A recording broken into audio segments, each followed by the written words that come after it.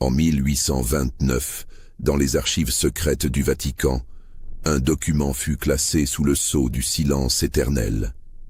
Il portait un seul nom, Elisabetta Belanti. Ce nom, effacé de tous les registres publics de Modène, cachait une vérité si troublante que l'Église préféra nier son existence plutôt que d'affronter les conséquences de ses révélations. Si vous m'écoutez en ce moment, n'hésitez pas à vous abonner à cette chaîne et dites-moi en commentaire de quelle ville vous nous écoutez, car ce que je m'apprête à vous raconter pourrait bien avoir eu des échos dans votre propre région, des secrets que l'histoire officielle a choisi d'oublier. Mais revenons à Modène, en cette année 1829, où une jeune femme de 24 ans était sur le point de découvrir des vérités qui ébranleraient les fondements même du pouvoir ecclésiastique dans les États pontificaux. L'Italie de 1829 n'était pas encore unifiée. Modène, sous la domination du duc François IV d'Este, faisait partie de ces principautés où l'influence de l'Église catholique imprégnait chaque aspect de la vie sociale et politique. Les États pontificaux, dirigés par le pape Pie VIII, étendaient leur autorité bien au-delà des questions spirituelles, contrôlant l'éducation, la santé publique et même les affaires commerciales des régions sous leur influence. C'était une époque de tensions religieuses et politiques intenses. Les idées libérales venues de France continuaient de se répandre dans la péninsule italienne, remettant en question l'autorité absolue de l'Église. Les Carbonari, ces sociétés secrètes révolutionnaires, organisaient des révoltes contre les pouvoirs en place. Dans ce climat d'incertitude, l'Église renforçait son contrôle par tous les moyens nécessaires. Le palais Belanti se dressait dans le quartier aristocratique de Modène, Via del Taglio, une demeure imposante construite au XVIe siècle par la famille qui avait fait fortune dans le commerce de la soie. 3 étages de pierre blonde, des fenêtres à meneaux finement ouvragés et surtout une bibliothèque familiale réputée pour abriter l'une des plus importantes collections de manuscrits religieux et historiques de la région. Elisabetta Belanti avait grandi dans cette atmosphère de culture et de privilèges.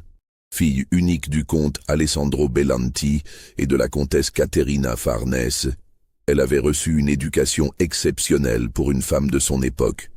Parlant couramment le latin, le français et l'allemand, elle passait ses journées dans la bibliothèque familiale, dévorant les ouvrages de théologie, d'histoire et de philosophie que son père, homme éclairé, avait rassemblés au fil des décennies. Alessandro Belanti entretenait des relations complexes avec l'Église. Publiquement fervent catholique et mécène généreux, il questionnait en privé certaines pratiques ecclésiastiques.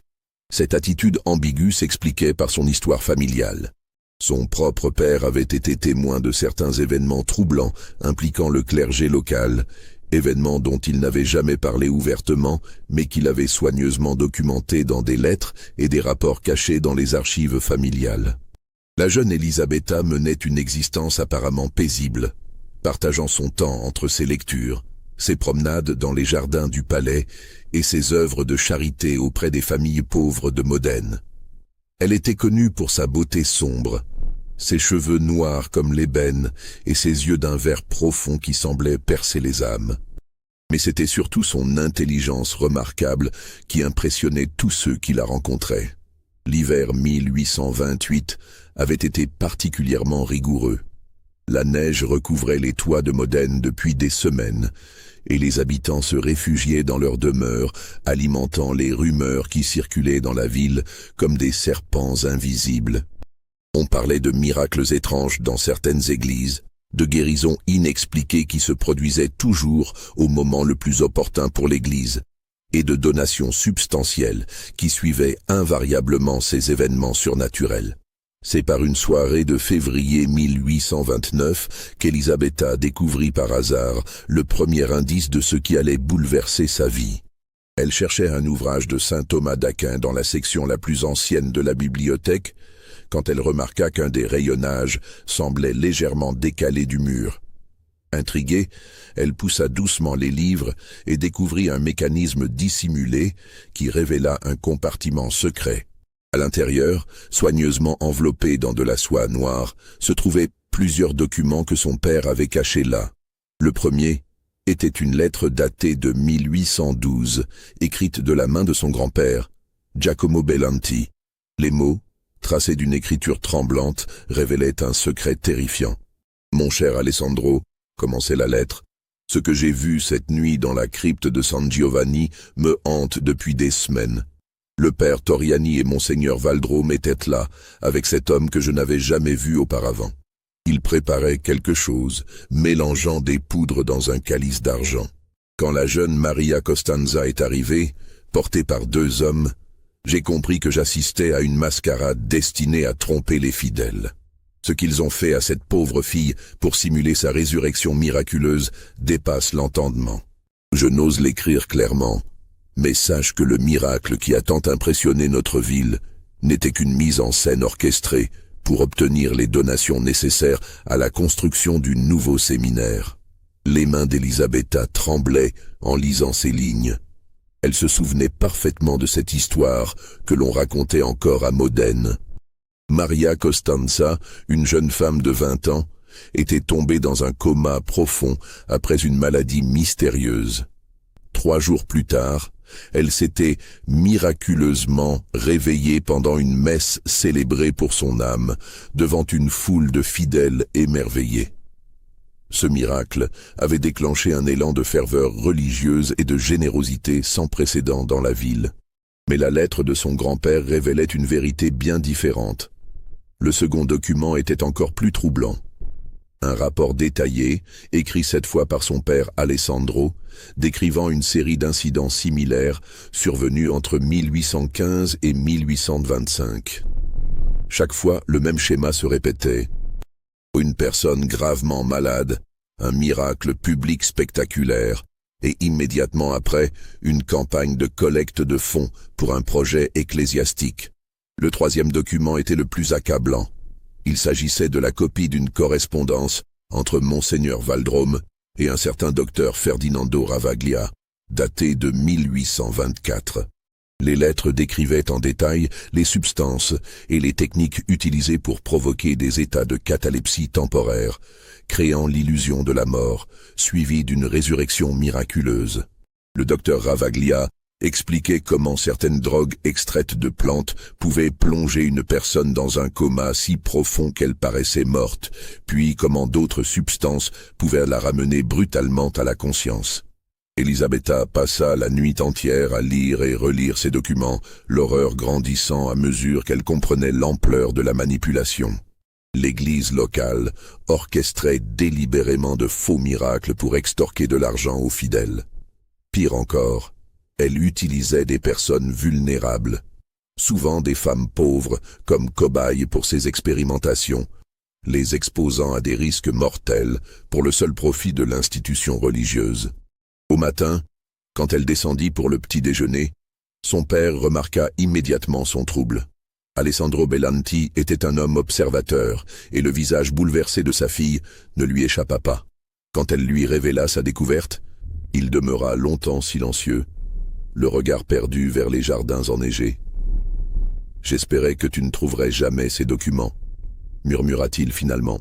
« Ton grand-père et moi avons porté ce secret pendant des années sans jamais savoir comment agir. Dénoncer l'Église, c'est s'exposer à sa colère.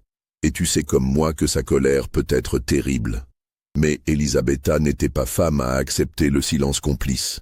L'injustice qu'elle venait de découvrir brûlait en elle comme un feu dévorant.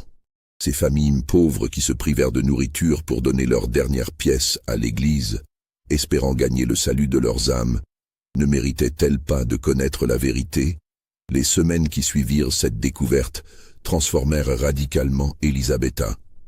Elle commença par mener sa propre enquête discrète, visitant les familles qui avaient été témoins des prétendus miracles. Sous prétexte d'œuvres de charité, elle se rendait dans les quartiers populaires de Modène, écoutant attentivement les récits des habitants. Ce qu'elle découvrit la glaça d'horreur. Maria Costanza, la première miraculeuse qu'avait mentionnée son grand-père, était morte 3 mois après son réveil public. Sa famille, interrogée avec précaution, révéla que la jeune femme n'avait jamais été la même après son miracle. Elle souffrait de convulsions répétées, de perte de mémoire et de douleurs atroces. Le médecin de famille avait diagnostiqué des lésions cérébrales, probablement causées par un empoisonnement. Mais la famille n'avait jamais osé porter plainte contre l'Église. D'autres cas similaires émergèrent au fil de ses recherches. Giuseppe Montanari, un cordonnier qui avait été guéri de la cécité en 1822, était devenu fou furieux 2 ans plus tard et avait été interné dans l'asile de la ville. Sa femme confia à Elisabetta que son mari parlait sans cesse de brûlures dans les yeux et de liquide qui coulait dans sa tête la nuit de son miracle. Anna Feliciani, une jeune mère qui avait été ressuscitée en 1825 après une fausse couche, était morte dans d'atroces souffrances 6 mois plus tard. Son mari, brisé par le chagrin, avait quitté Modène en répétant à qui voulait l'entendre que l'Église avait tué sa femme 2 fois.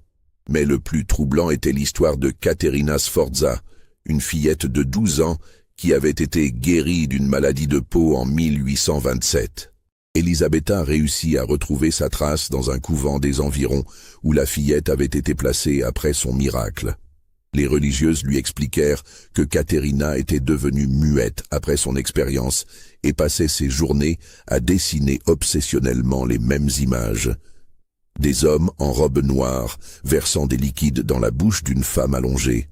Ces découvertes horrifièrent Elisabetta, mais elles renforcèrent aussi sa détermination. Elle commença à consigner méticuleusement tous ses témoignages dans un journal secret, croisant les informations avec les documents trouvés dans les archives familiales. Un tableau précis de la corruption ecclésiastique locale émergea peu à peu. L'organisation était remarquablement bien structurée. Monseigneur Valdrome, vicaire général du diocèse de Modène, supervisait l'opération. Le docteur Ravaglia fournissait l'expertise médicale et les substances nécessaires. Le père Toriani, curé de San Giovanni, la plus importante église de la ville, orchestrait les mises en scène publiques. Plusieurs autres prêtres et quelques notables de la ville étaient complices, recevant leur part des profits générés par ces faux miracles. L'argent collecté ne servait pas seulement aux projets officiels de l'Église. Une partie substantielle était détournée vers les comptes privés des organisateurs. Elisabetta découvrit que Monseigneur Valdrome avait acheté plusieurs propriétés à la campagne et que le docteur Ravaglia menait un train de vie bien au-dessus de ses moyens officiels. En mars 1829, Elisabetta prit une décision qui allait sceller son destin.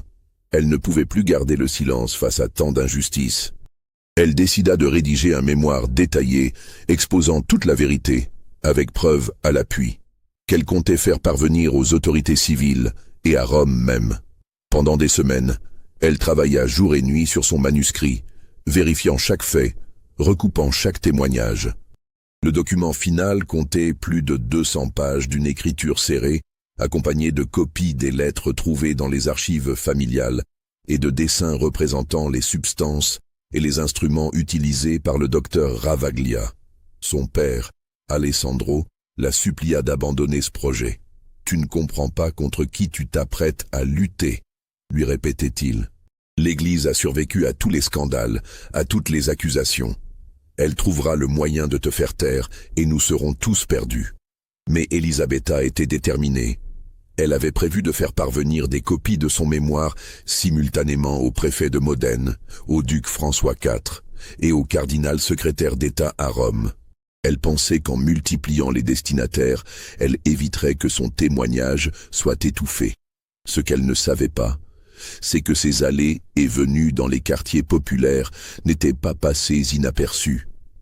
Le père Toriani avait remarqué ces visites répétées aux familles concernées par les miracles. Des rapports discrets avaient été transmis à Monseigneur Valdrome, qui avait immédiatement compris le danger que représentait cette jeune aristocrate trop curieuse. Le 15 avril 1829, alors qu'Elisabetta mettait la dernière main à son mémoire, un événement inattendu vint bouleverser ses plans.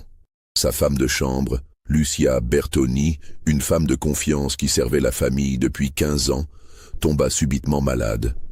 Ses symptômes étaient étranges, convulsions, hallucinations et périodes d'inconscience qui alternaient avec des moments de lucidité parfaite. Le médecin de famille, le docteur Emilio Casanova, était perplexe.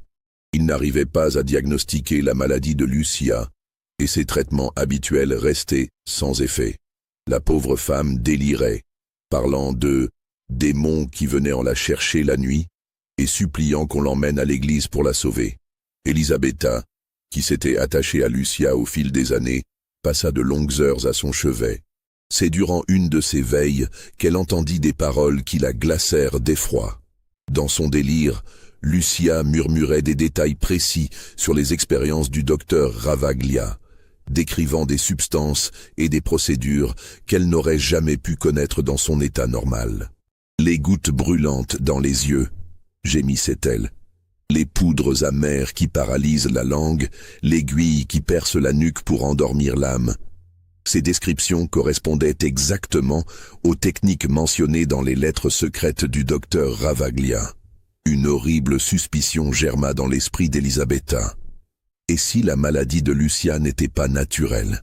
Et si quelqu'un testait sur elle les mêmes substances utilisées pour les faux miracles? La coïncidence était trop troublante pour être fortuite. Elle décida de surveiller discrètement les allées et venues dans le palais familial. Ce qu'elle découvrit confirma ses pires craintes. Le docteur Casanova, qu'elle avait toujours considéré comme un homme intègre, rendait des visites nocturnes à Lucia, des visites dont il n'informait jamais la famille. Dissimulée dans un recoin du couloir, Elisabetta l'observa administrer à la malade des substances qu'il tirait d'une petite fiole de verre brun. Le lendemain, elle confronta directement le docteur Casanova. L'homme, surpris, tenta d'abord de nier, puis finit par avouer une partie de la vérité. Il était effectivement en relation avec le docteur Ravaglia et testait sur Lucia des médicaments expérimentaux censés guérir sa mystérieuse maladie.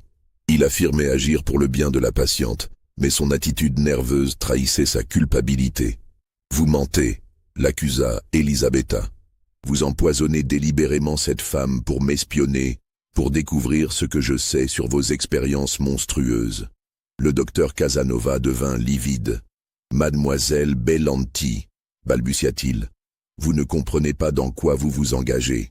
Il y a des forces en jeu qui vous dépassent. Abandonnez vos recherches et tout rentrera dans l'ordre. » Cette menace à peine voilée ne fit qu'accroître la détermination d'Elisabetta. Elle comprenait maintenant que ses ennemis étaient prêts à tout pour protéger leurs secrets, y compris à empoisonner une innocente servante pour l'intimider. Elle accéléra ses préparatifs pour divulguer son mémoire. Mais les événements s'enchaînaient plus vite qu'elle ne l'avait prévu. Le 20 avril, son père Alessandro fut convoqué d'urgence au palais ducal. Il revint livide, refusant d'expliquer la raison de cette convocation. Elisabetta remarqua qu'il évitait désormais son regard et semblait constamment anxieux. Le même jour, Lucia mourut dans d'atroces souffrances, ses derniers mots étant « Pardonnez-moi, mademoiselle, ils m'ont forcé. » Elisabetta comprit que sa fidèle servante avait été contrainte d'espionner ses activités avant d'être éliminée quand elle n'était plus utile. Les obsèques de Lucia furent célébrées dans la plus stricte intimité. Le père Torriani officiant personnellement, ce qui était inhabituel pour une simple domestique. Pendant la cérémonie, Elisabetta croisa le regard du prêtre et y lut une menace glacée. Il savait qu'elle savait, et elle savait qu'il savait qu'elle savait. Dès le lendemain des funérailles, des événements étranges commencèrent à se produire au palais Bellanti. Des domestiques rapportaient des bruits nocturnes inexpliqués, des portes qui s'ouvraient seules, des objets qui disparaissaient puis réapparaissaient dans des endroits inattendus. Elisabetta comprenait qu'il ne s'agissait pas de phénomènes surnaturels, mais d'une campagne d'intimidation soigneusement orchestrée. L'étau se resserrait autour d'elle, mais elle était désormais trop avancée dans sa démarche pour reculer. Son mémoire était presque terminé, et elle avait déjà identifié les personnes de confiance qui l'aideraient à le diffuser. Ce qu'elle ne savait pas, c'est que ses adversaires avaient également finalisé leur plan pour l'arrêter définitivement. Le 2 mai 1829, Un événement apparemment anodin vint accélérer dramatiquement le cours des événements. Elisabetta se rendit comme chaque dimanche à la messe matinale de San Giovanni, accompagnée de ses parents. Ce jour-là, le père Toriani prononça un sermon particulièrement véhément contre les forces du mal qui tentent de corrompre la foi des fidèles. « Il existe parmi nous, déclara-t-il d'une voix tonnante, des âmes égarées qui remettent en question les miracles de notre Seigneur. Ces personnes, aveuglées par l'orgueil et manipulées par Satan lui-même, cherchent à semer le doute dans les cœurs pieux. Mais Dieu voit tout, mes frères, et sa justice s'abattra sur ceux qui osent défier ses œuvres. » Tout au long du sermon, le regard du prêtre ne quitta pas Elisabetta. Les fidèles, sentant la tension, commencèrent à tourner la tête vers la jeune femme, chuchotant entre eux. À la fin de la messe, plusieurs personnes l'évitèrent ostensiblement, comme si elle était déjà marquée par quelque malédiction. En sortant de l'église, Elisabetta fut abordée par une femme âgée qu'elle ne connaissait pas. « Mademoiselle Bellanti » chuchota la vieille dame, « méfiez-vous. On dit que vous posez trop de questions sur des sujets qui ne regardent que Dieu. Il y a des choses qu'il vaut mieux ne pas savoir dans cette ville. » Cette mise en garde, prononcée par une inconnue, confirma à Elisabetta que sa réputation de fauteur de troubles s'était répandue bien au-delà des cercles ecclésiastiques. Elle comprenait qu'un filet invisible se tissait autour d'elle et que chacun de ses gestes était désormais épié et rapporté. Le soir même, son père la convoqua dans son bureau. Alessandro Bellanti avait vieilli de 10 ans en quelques semaines. Ses cheveux avaient blanchi et des rides profondes creusaient son visage autrefois jovial. « Elisabetta, commença-t-il d'une voix brisée, je dois te parler avec la plus grande franchise. Cet après-midi, j'ai reçu la visite de Monseigneur Valdrome. Il sait tout de tes recherches, de tes visites aux familles, et il connaît l'existence des documents que tu as trouvés dans notre bibliothèque. » Elisabetta sentit son sang se glacer, mais elle garda un visage impassible. « Comment le sait-il, père ?»« Peu importe comment, » répondit Alessandro en évitant son regard. « L'important, c'est qu'il m'a fait une proposition, ou plutôt un ultimatum. Si tu acceptes de détruire tous tes écrits et de ne plus jamais parler de cette affaire, il est disposé à oublier ton indiscrétion. Dans le cas contraire, insista Elisabetta. Son père se tourna vers la fenêtre, contemplant les jardins sombres. Dans le cas contraire, il a les moyens de prouver que tu pratiques la sorcellerie. Il possède des témoins, des preuves, des documents qui établissent que tu utilises des substances interdites pour jeter des sorts. Ta bibliothèque, tes connaissances en langues anciennes, tes visites répétées aux familles des miraculés, tout peut être retourné contre toi. » Elisabetta comprenait maintenant la stratégie de ses ennemis. Ne pouvant la faire taire par la persuasion, il s'apprêtait à utiliser l'accusation de sorcellerie, ce crime qui permettait encore d'éliminer quiconque dérangeait l'ordre établi. Les procès de sorcellerie étaient certes moins fréquents qu'au siècle précédent, mais ils existaient encore, surtout dans les régions sous forte influence ecclésiastique. « Et si je refuse de céder à ce chantage ?» demanda-t-elle.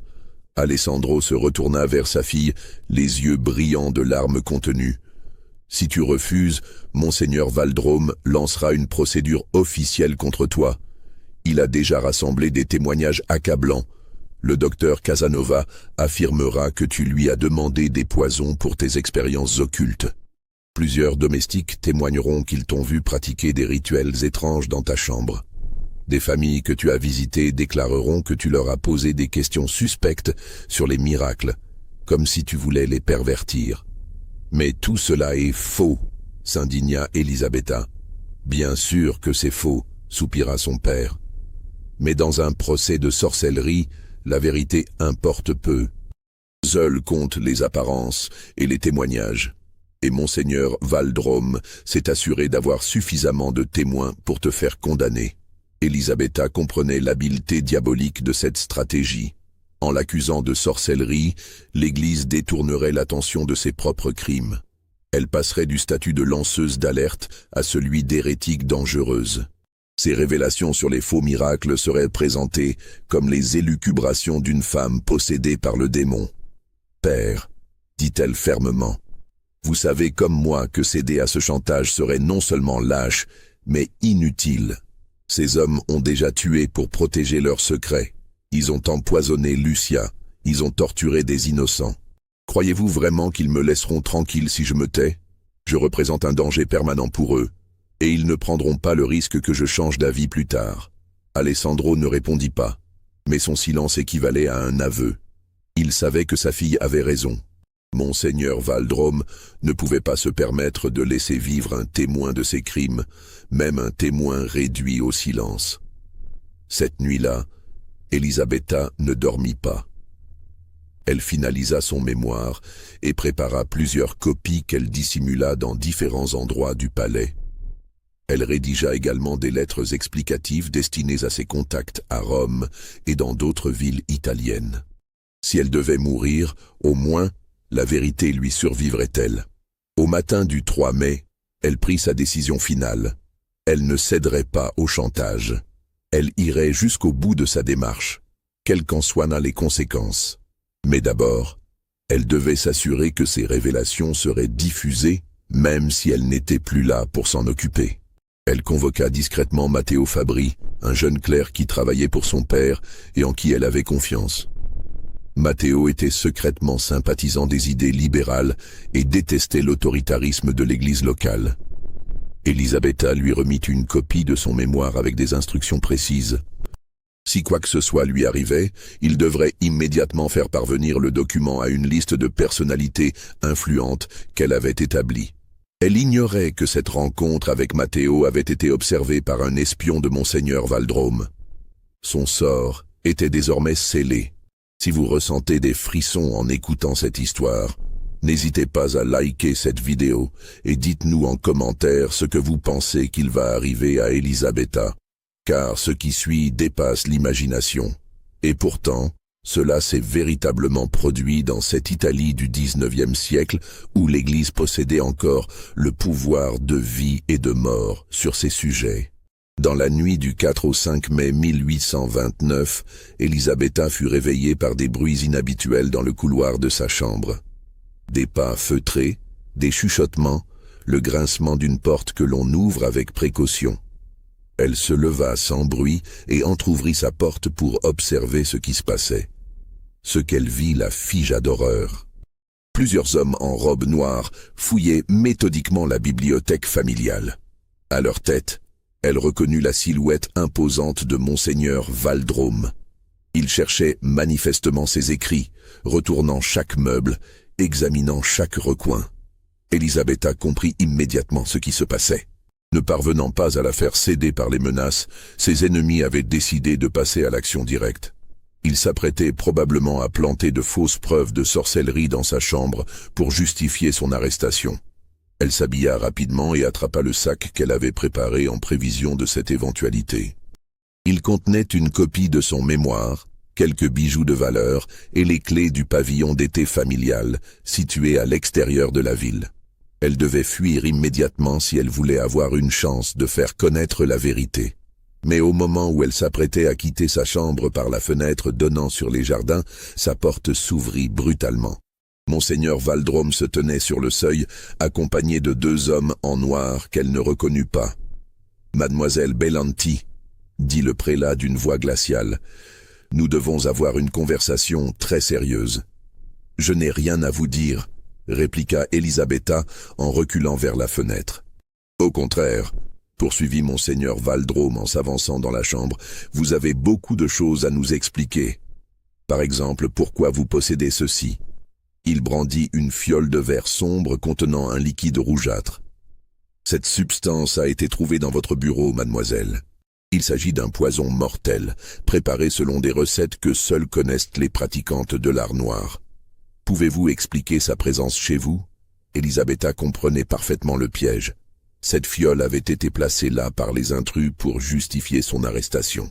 « Vous savez très bien que cette fiole n'était pas dans mon bureau avant cette nuit, » dit-elle fermement.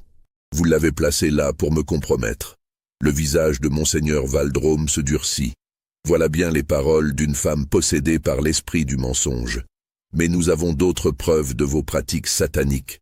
Il fit signe à un de ses acolytes, qui sortit de sous sa robe, un livre relié de cuir noir. Elisabetta reconnut immédiatement l'ouvrage. Il s'agissait d'un traité de botanique médicinale qu'elle avait consulté pour comprendre les substances utilisées par le docteur Ravaglia, mais le livre avait été modifié. De nouvelles pages y avaient été ajoutées, couvertes d'étranges symboles et de formules en latin qui n'y figuraient pas auparavant.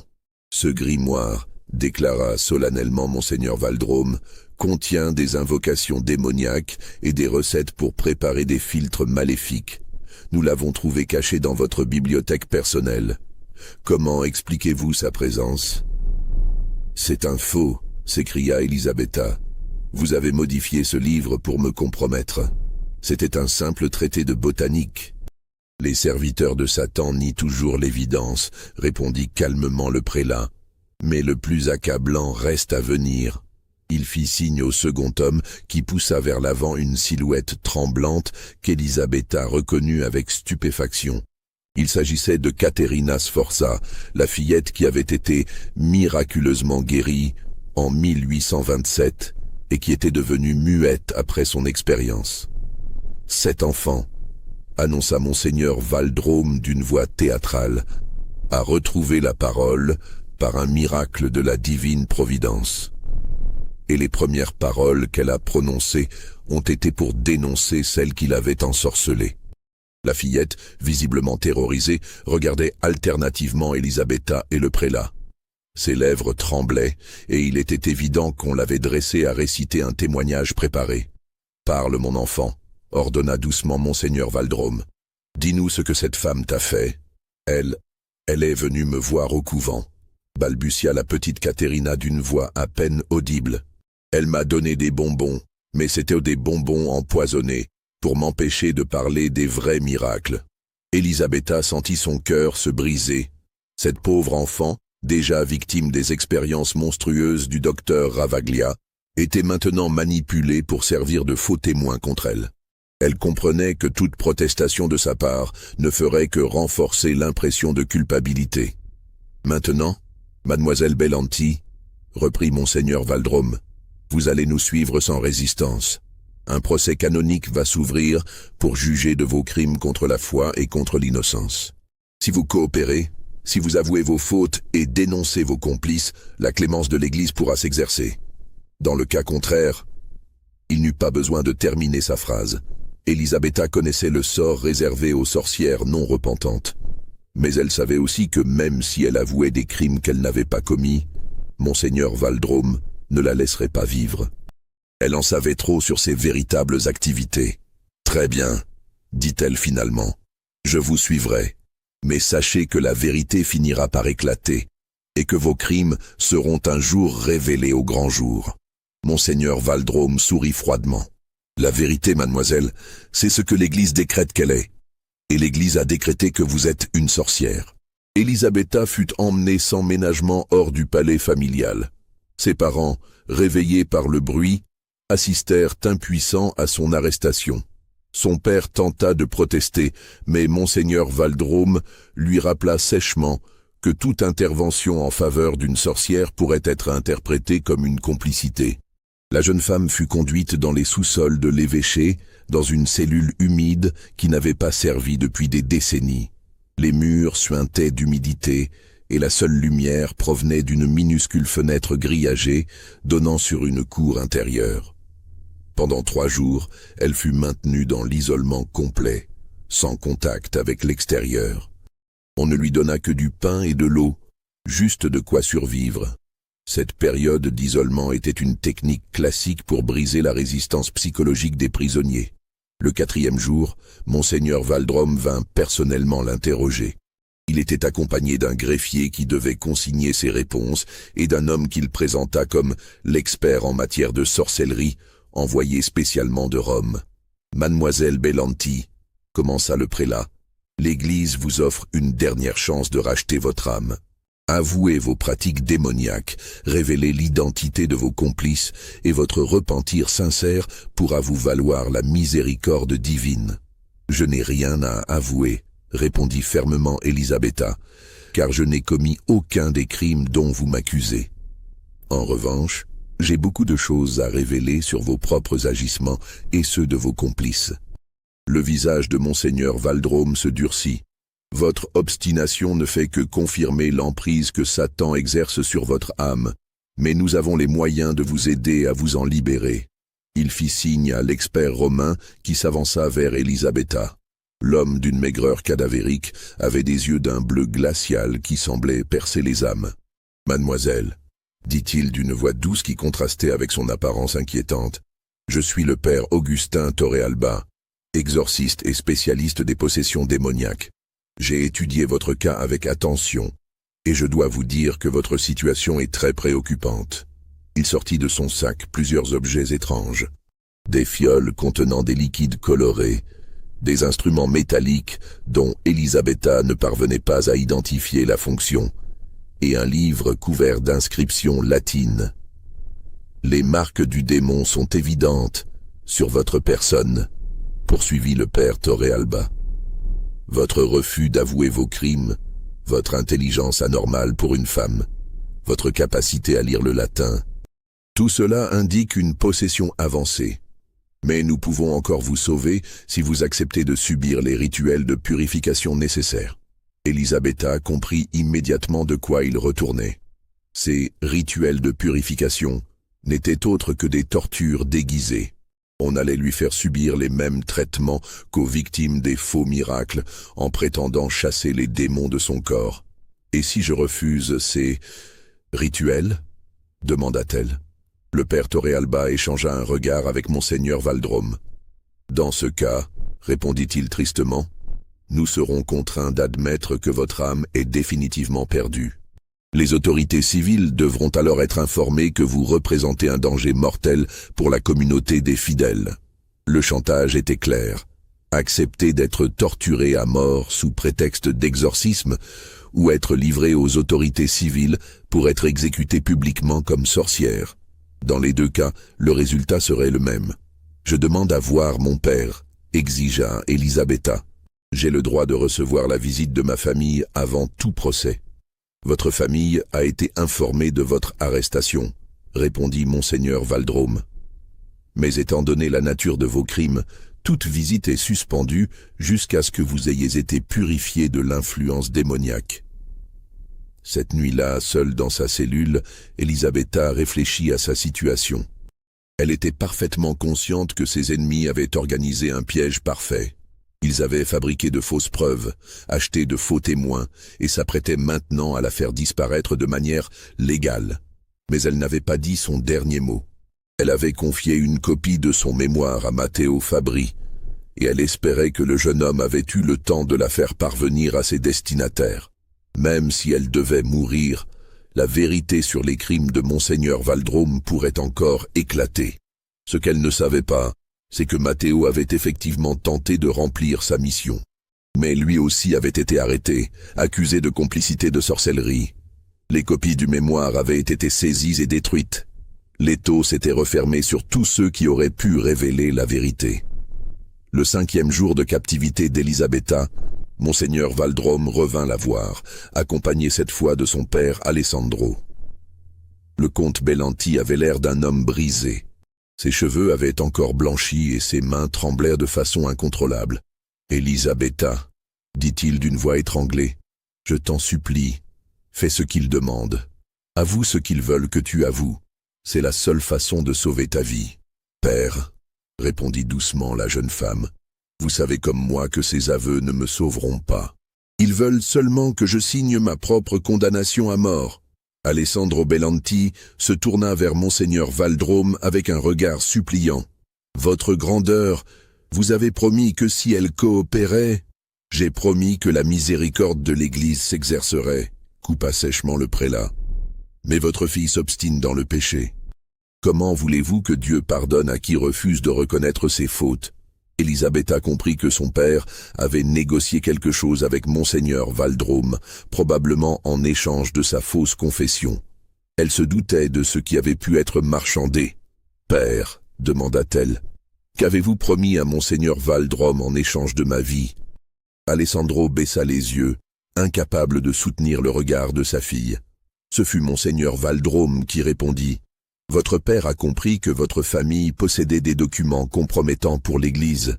Il s'est engagé à nous remettre l'intégralité des archives familiales pour qu'elles soient purifiées de tout contenu hérétique. » Elisabetta eut un rire amer. Ainsi, même si elle mourrait, ses ennemis s'assureraient que tous les témoignages de leurs crimes soient définitivement détruits.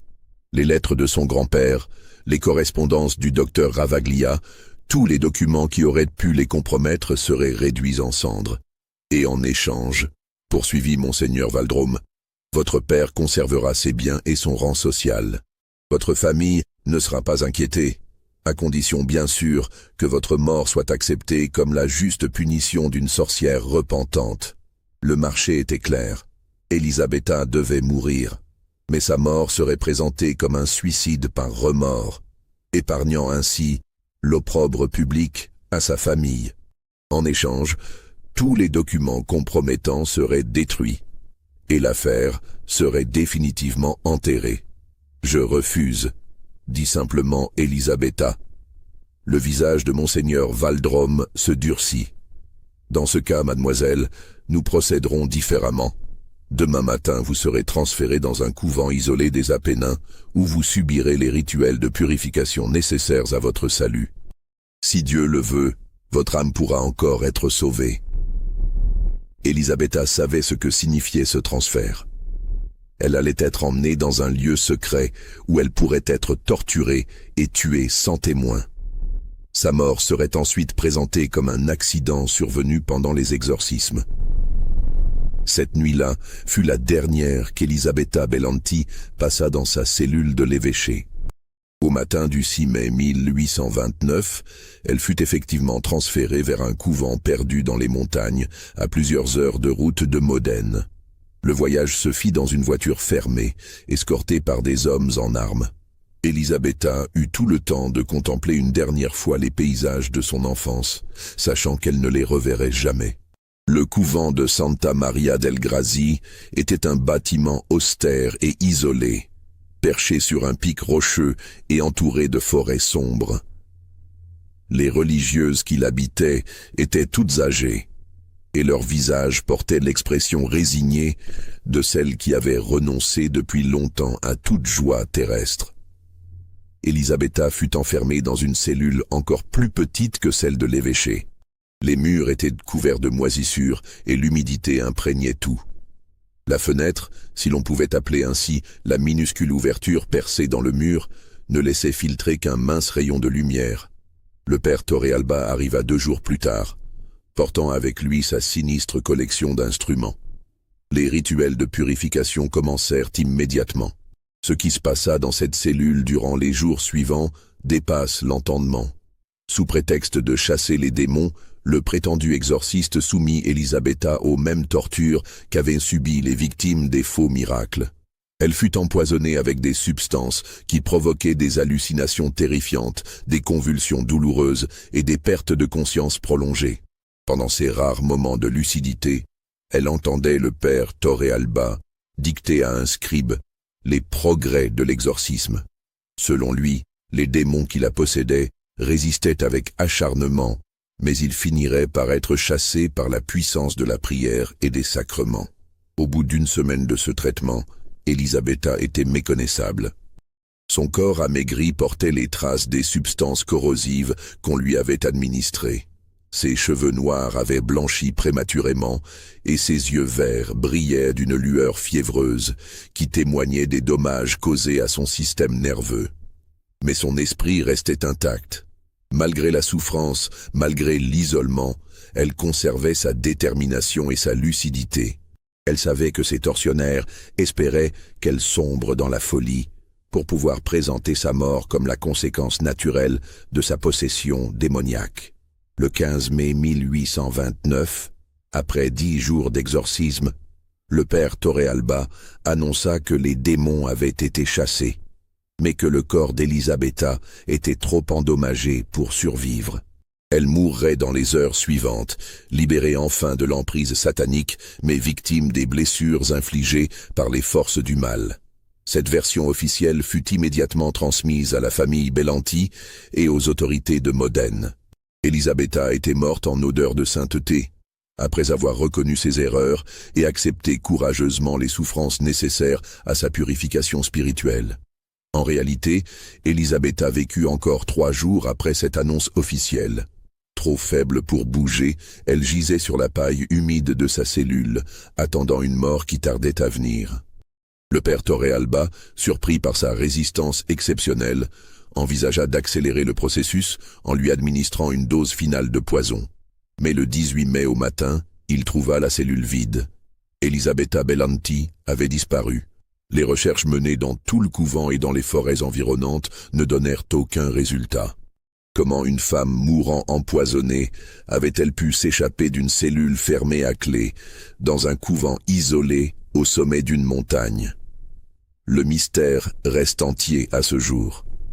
Le père Torrealba modifia immédiatement sa version des faits. Selon lui, les démons avaient emporté le corps d'Elisabetta pour l'empêcher de recevoir une sépulture chrétienne. Cette explication, bien que troublante, fut acceptée par les autorités ecclésiastiques qui préféraient clore définitivement cette affaire embarrassante. La famille Bellanti organisa des obsèques symboliques à Modène. Le cercueil était vide, mais personne ne posa de questions. Alessandro Bellanti respecta sa part du marché. Toutes les archives familiales furent remises à Monseigneur Valdrome et brûlées publiquement au cours d'une cérémonie de purification. L'affaire Elisabetta Bellanti était officiellement close. Les faux miracles continuèrent à se produire à Modène, rapportant des sommes considérables à leurs organisateurs. Le docteur Ravaglia perfectionna ses techniques et étendit ses activités à d'autres villes. Monseigneur Valdrome fut promu à un poste important au Vatican quelques années plus tard. Mais des rumeurs persistantes circulèrent longtemps dans la région. Plusieurs témoins affirmèrent avoir aperçu une femme correspondant au signalement d'Elisabetta dans diverses villes d'Italie du Nord. Ces apparitions étaient toujours liées à des révélations troublantes sur des scandales ecclésiastiques locaux. En 1832, à Parme, un pamphlet anonyme révéla des détails précis sur des manipulations similaires à celles de Modène. L'auteur semblait connaître parfaitement les techniques du docteur Ravaglia et citait des faits que seuls les participants aux conspirations pouvaient connaître. En 1835, à Bologne, un autre document fut distribué secrètement, exposant cette fois les détournements de fonds pratiqués par des dignitaires de l'Église. Là encore, la précision des informations suggérait que l'auteur avait eu accès à des sources privilégiées. Ces révélations sporadiques cessèrent vers 1840. Elisabetta Bellanti, si c'était bien elle qui en était l'auteur, avait peut-être succombé aux séquelles des empoisonnements subis, ou avait choisi de disparaître définitivement pour échapper à ses persécuteurs. Son nom fut progressivement effacé de tous les registres officiels de Modène. Aujourd'hui, aucune trace de son existence ne subsiste dans les archives publiques. Même sa tombe familiale ne porte pas son nom. L'Église a remarquablement bien réussi son entreprise d'effacement mémoriel. Pourtant, dans les archives secrètes du Vatican, un dossier porte encore la mention Bellanti, Elisabetta, affaire classée sous le sceau du silence perpétuel. Ce dossier n'a jamais été ouvert depuis 1829 et selon les règles vaticanes, il ne le sera jamais. La vérité sur ce qui s'est réellement passé dans cette cellule du couvent de Santa Maria del Grassi demeure donc un mystère. Elisabetta Bellanti est-elle morte empoisonnée par ses tortionnaires? A-t-elle réussi à s'échapper pour poursuivre ailleurs son combat pour la vérité? Son corps a-t-il effectivement été emporté par des complices secrets? Une seule certitude demeure.